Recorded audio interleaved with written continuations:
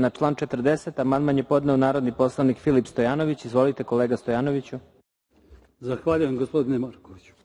Dame i gospodo narodni poslanici, poštovani ministre sa saradnicima, podneo sam amandman na član 40 Predloga zakona o trgovini. Mojim amandmanom sam tražio brisanje navedenog člana iz razloga da bi svi trgovci na našem tržištu imali ravnopravan položaj.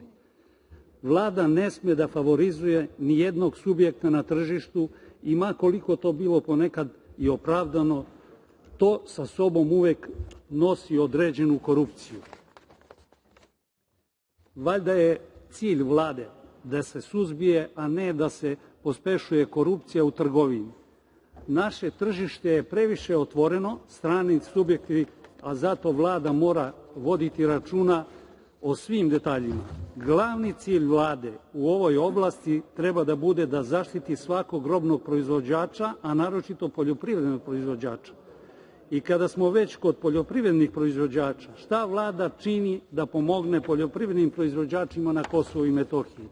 Pošto sam rođen i živeo na Kosovu i Metohiji, znam da poljoprivredni proizvođači u mom Kosovskom pomoravlju i danas proizvode veoma kvalitetne proizvode, ali nažalost nemaju kome da ih prodaju.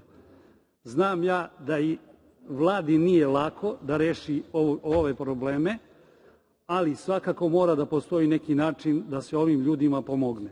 Ovo nije samo pitanje proste trgovine, ovo je pitanje od strateškog nacionalnog interesa. Zahvaljujem.